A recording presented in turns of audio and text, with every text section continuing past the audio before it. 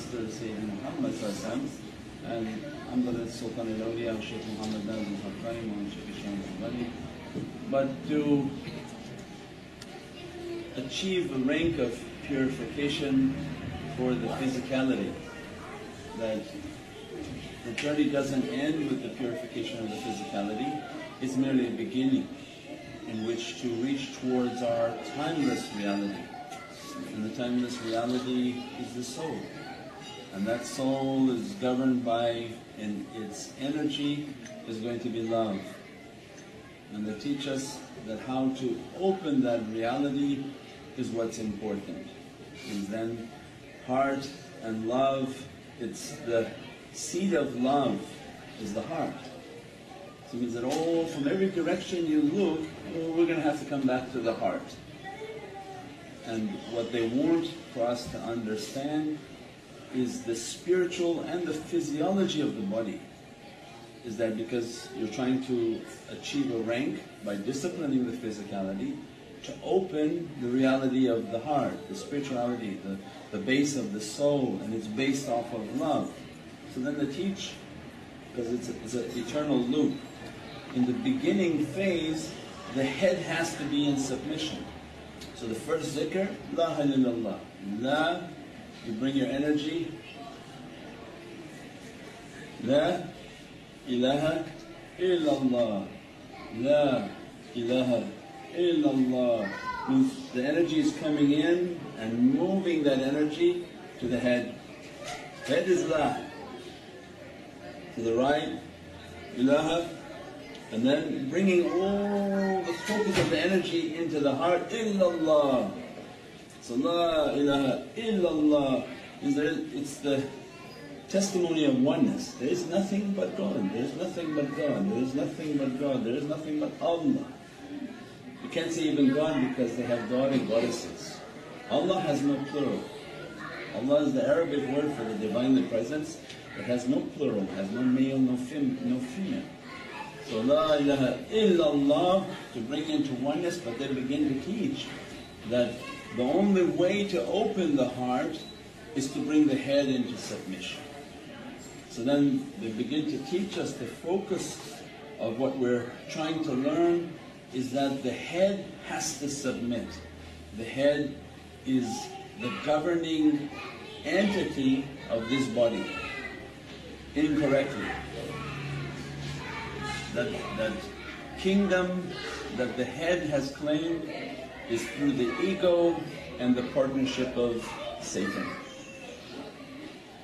Because there can be no partnership with Allah with God, so there is no shareek with Allah. But what Allah is warning us is that your ego is becoming a partner with Satan. And two of you are coming against my heavenly kingdom. My light should be within your heart, and my kingdom should be in your heart as it is in heaven. As you want it to be in heaven and you want to be under my dominion and my kingdom in heaven, then you must be a mini kingdom of that reality. So we must have that light within our heart and the dominance of the Divinely Presence within the heart. So they begin to teach. Then Satan and the ego are in partnership to bring us down.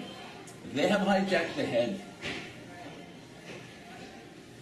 So then our first goal is to decapitate the head in spiritual terminology, not physical. Because you're saying La ilaha illallah means you're trying to teach yourself, there is no importance in my head. That my head is confusing everything. My head is confusing my path.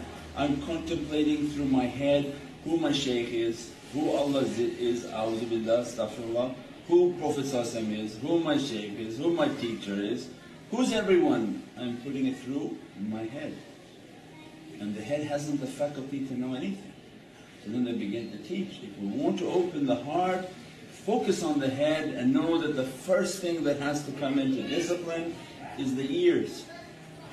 That the ears have to be, I heard and I obey, I heard and I obey. And then we begin to realize how difficult that process is. That is a lifelong process, means it doesn't come as a complete, you've mastered it and now you go on. No, because even Allah was asking, don't talk to Prophet ﷺ by saying, listen to me. But ask Prophet ﷺ to look at you, because his hearing alayhi salam is in perfection for God, for Allah. So then they're teaching the perfection of hearing is to reach that level of perfection. So then my focus, my ears have to be in submission. So then how are they going to be in submission if I don't accompany a guide? I'm then listening to myself and submitting to myself is impossible. That is the sharik, that is the partnership God said, watch out for. How can you be submitting if you only submit to yourself? Yourself is already partnered with bad desires and what they call Satan, the bad desires, bad characteristics. So it means you have to find and seek a guide, a teacher. By listening and trying our best to submit to their teachings, to their understandings, I'm able to calibrate myself. And most important to listening is not talking, because the more you talk, the less you listen. And the ego becomes so big that as soon as it hears something, it's going to say 5 things back as a rebuttal. Because the ego is saying inside that, oh, don't tell me anything, I know everything. So then in the formula, for this energy to work is to open the ears to listen, to submit. Not where you forcefully submit, but you take the teaching and then you put it upon yourself, saying, I'm going to try my best to submit to that teaching, to take that understanding, to take what's being said for me. Why? Because I'm in need to show my Lord my humility so that my heart can open, so that my soul can reach its timeless and eternal reality. So then they begin to teach and teach and teach and interact with them. So as much as that energy coming to the ears, they said then put a rock in your mouth, because as you're hearing, you're going to try to speak. Why? Because your speech is going to want to negate what he just said. So then you didn't go forward and you're going backwards. That's why everything in the way and on the path had tremendous secrets. Why Sayyidina Abu Bakr as-Siddiq put a rock in his mouth? He's teaching us that as the message is coming, these realities are coming, is the father of our way. He's saying, put a rope in your mouth so that not to speak. Because the energy that come, who's going to want to speak? Not your soul, but the bad characteristic, the ego and Satan within us. Wants not for us to achieve this rank, but to fall from grace, as he fell, as Satan fell. So it means as much as we're hearing, they're recommending, don't speak, don't speak, don't speak. Take it into your heart. Take it in and digest it, and bring that reality into your being. And then you have to have your internal fight. Because this knowledge and this information comes into your ears and then now moves. Who's waiting inside there? The ego and Satan saying, what did he just say? No way! Here we go. Like the cartoons. All the different beings are now talking, fighting. We're going to see who comes above. Information comes, you're going to see who came out victorious. Because you see them the next day, did they come out victorious? Or the other one won and the soul was put down and crashed. So it means that path is very real, the battle is very real, and we experience it on a daily basis. So then here, don't speak. They're not in interest of any knowledge or any information that you have. Keep it for yourself. This is not a collective resource academy where you bring 2 things that you know, you bring 2 things that you know, you bring 2 things you know, and we put it together like a kalapacha, like a soup with the heads, the eyes, the ears in one soup, and say, okay, this is now our reality. No, they don't care for it. They have a curriculum, they have a lesson and a teaching to be taught for anyone who has the ability to learn. They don't care about any other curriculum.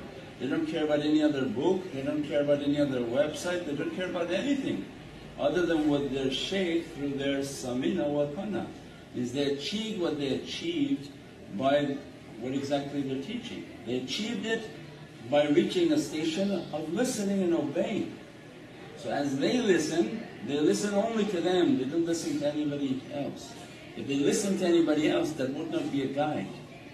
That would be sort of a political system where everybody votes and puts their opinion. Based on the greater opinion, then everybody, we do something.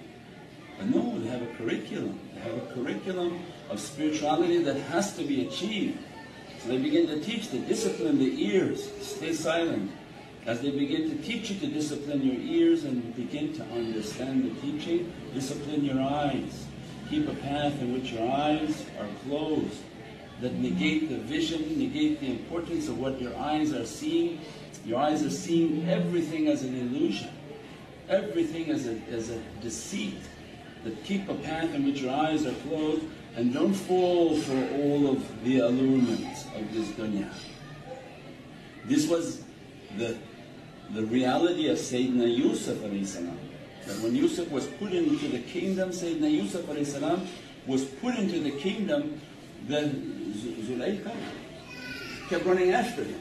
Zulaykha represents the love of dunya, because his beauty was a heavenly, divinely beauty.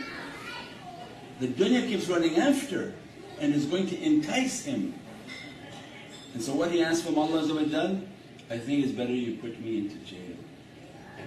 Not that I'm running after her, because she was running after him, stretching him from the back. Alayhi salam. Means they're going to teach, this is a barakah, there's tremendous barakah. If this reality is real, begin the practice of keeping the eyes closed. That nothing from this world is of any benefit for us. As soon as you meditate and keep your eyes closed, you're asking Allah to go inside. And this is all the way of opening the heart. So we said that how could that be popular in today's day? Heart meditation. No, everything is brain meditation. They don't teach you to shut anything off and hallucinate and visualize anything you want. And they go and spend $1,000 and become a master on the weekend, spend $3,000, $5,000 just to open the faculty of their head and hallucinate. But to come and say, no, no, you have to discipline your ears. Why the ears? Because it is the door to the soul. You have to discipline the eyes, because it is the window to the soul. Because if they're going to pull your soul out, it's going to be through sound. That's why as soon as they play the salawats and begin to meditate, they're able to pull the souls out. The soul comes like a butter out, because it loves the salawat, it loves the praising upon Allah, and like butter to a knife, it begins to move towards that presence, because they have that secret. And they teach us, then discipline your eyes, begin to take a path of keeping the eyes closed. And what I want is not from here, Ya Rabbi, I want from the eternal reality. Discipline the breath and the importance of the breath, and our whole way is built upon the breath. That my existence is based on breath.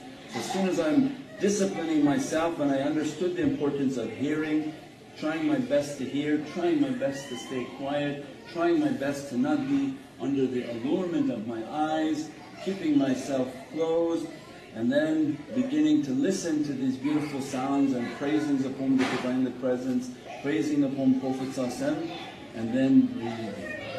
But when I'm breathing, asking to breathe, the zikr who? Allah says, Qul, say who? Say who? Allah. And everything coming in, when the zikr of Allah in the heart, Allah, Allah, Allah.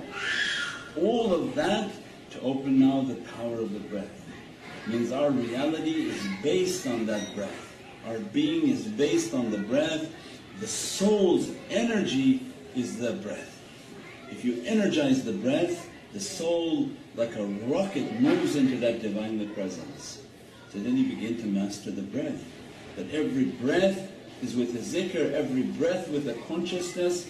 Then if that breath is being mastered, now the 7 openings, the last opening is the tongue. and they begin to teach. That was the tongue that had to be closed because the ears have to be in submission. So keeping a path of silence and silence and silence, because what they want is the focus of this head for you to begin to understand your heart. Because everything coming through your ears is affecting your heart. You don't know it, but as soon as you hear their words, oh, you feel the agitation in your heart. You start looking at all these different things, you find your heart now leaving Allah and running after dunya. It's coming from your eyes. If Allah took your eyes away, what would you be doing? If tomorrow Allah, God forbid, took your eyesight away, there's no more hope of dunya, you can't even comb your hair. You'll be sitting on your sajada crying and praying to Allah, it's time to go, I don't want to be here anymore. And the teaching our physiology, that hearing is directly affected to your heart. Your eyes are directly affected to your heart. Your breath is going to be the consciousness of your heart, that if you don't care for your breath, what are all the other things that you are not grateful for? Allah says, how many of my signs are you not grateful for? So then it opens up gratefulness. It opens up what we call the breath of mercy, is Allah's rahmah. Ya Rabbi, thank you for the breath that you gave me, and I breathe it in with the consciousness. All of that is now teaching me in my heart. Then they said, now because you're understanding, last and most powerful opening is your mouth.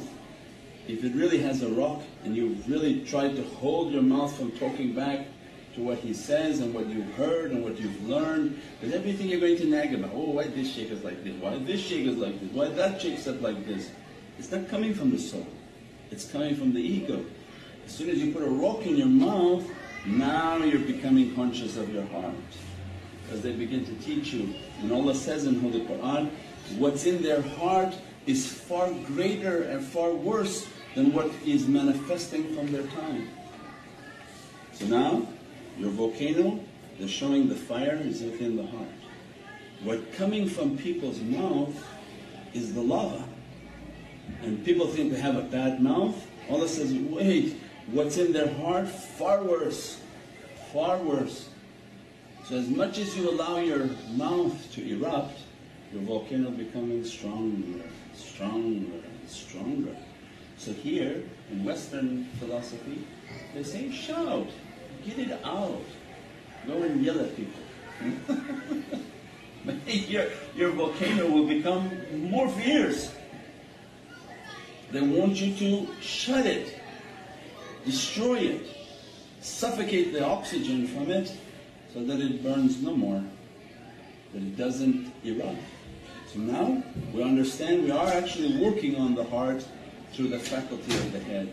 This is the crown of creation. If that crown cannot imitate God's kingdom, it says bring it into submission.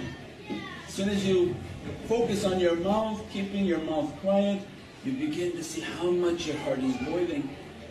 Keep silent, keep silent, keep silent, make sajda and cry to Allah.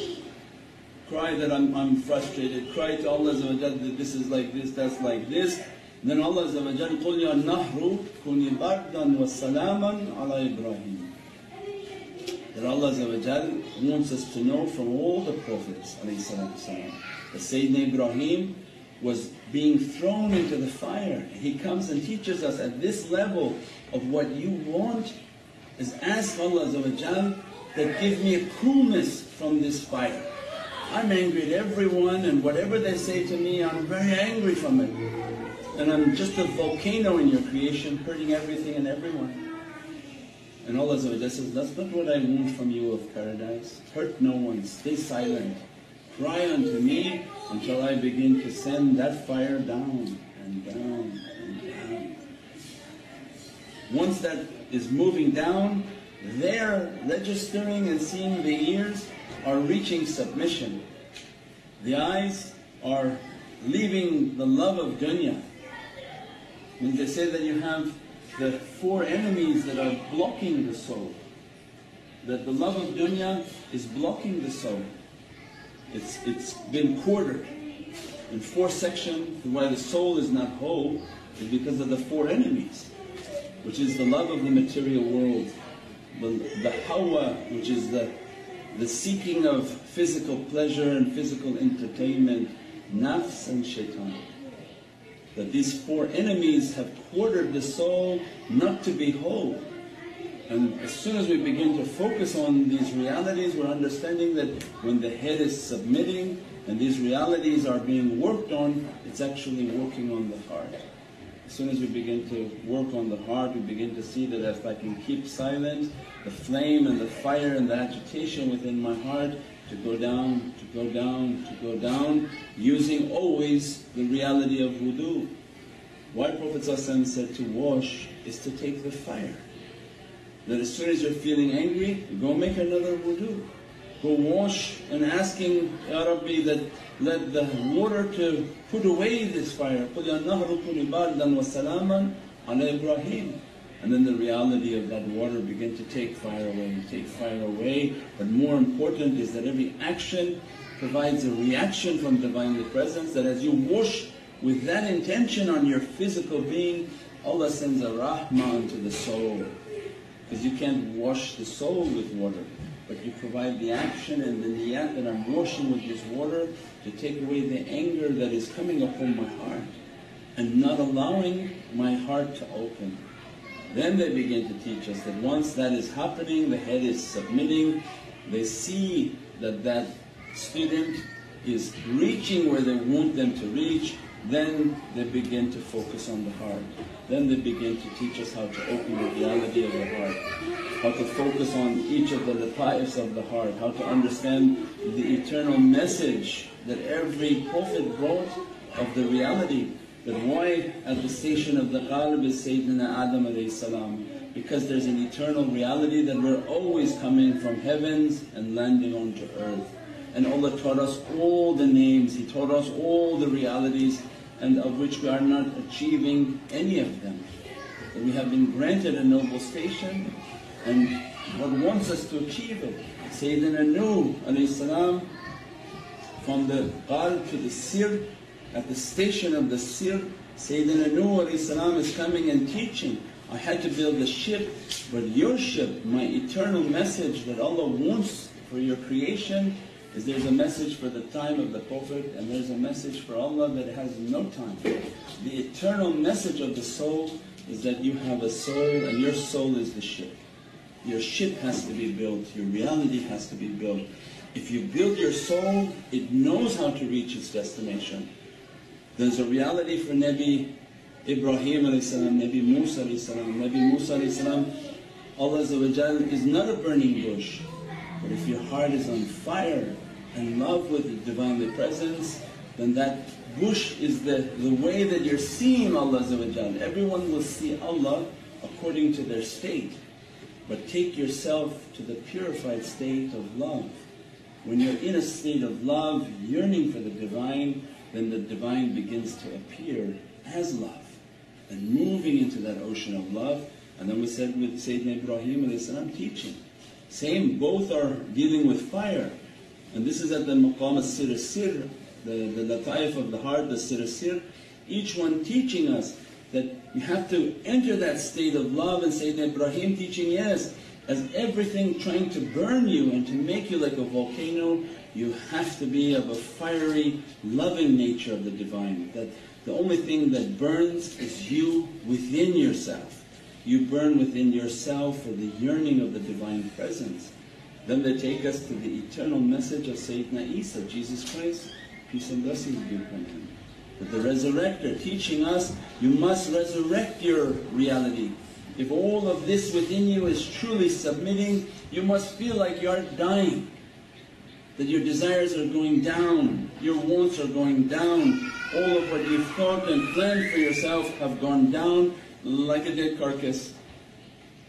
Only at that time of death and the desires of dying can the soul be resurrected and the contract be reversed. With the soul like a zalzala, the soul will begin to crack out of the reality. And the reality of the soul begins to encompass the body, where now the body is encaging the soul at the station of death, that don't look at them as have dying, but they are very much alive. Means they entered a state of death, but they're alive, and their soul governs their body. They hear with their soul, not only with their body ears, but they hear with their soul, they see with their soul, they breathe with their soul, they taste and speak through the oceans of their soul. And that reality begins to open a deep reality that you're talking about when people and the men of the Divine, the women of the Divine, when they open the reality of their soul, means their soul dresses everything. It's the world of light that is eternal. That's what we tried to talk about the last few nights. When you're talking about the soul, you're talking about an eternal, timeless reality. That if you come across somebody whose soul is open, whose heart is open, that their light emanates everywhere. And in eternal dress is dressing everything. As much as you eat and drink and chant and praise, you're not praising under your tajalli, but you're praising, chanting, eating and being dressed by their paradise reality. It's completely different than 5 people coming together and sitting by themselves, trying to uplift themselves with somebody whose heart is open and their soul is governing their physicality. Means everywhere they walk is from their paradise reality. Whatever they eat, Allah is sustaining them from their paradise reality. Whatever they drink, Allah is sustaining from their paradise reality. Whatever they teach is from their paradise reality. So then Prophet ﷺ described the real circles of zikr. These are the circles of paradise.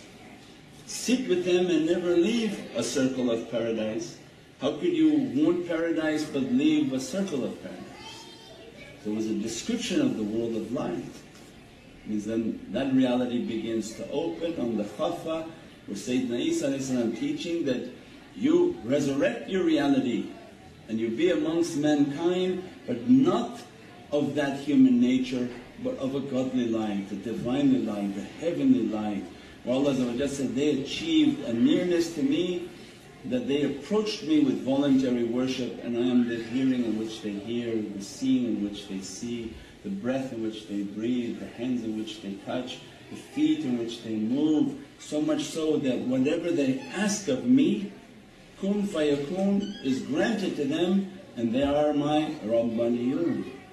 They seek knowledge and give knowledge, and that's all that they want from this dunya. Means that reality is the reality that we're seeking, then to be taken to the akhfa. Akhfa is the most hidden reality within our being and represented by the black, because every other light has an existence, has a manifestation. The master of non-manifesting realities is the presence of Sayyidina Muhammad. That all the Prophets take everyone on that reality and present them to the annihilator. Present them to Prophet on how to become nothing, annihilated and be taken into the Divinely Presence, annihilated without a manifestation. Subhana rabbika rabbil izzati amma yasifoon wa salaamun ala al-mursaleen. Alhamdulillahi rabbil alameen. Bi hurmati Muhammad Mustafa. Surah Al-Fatiha.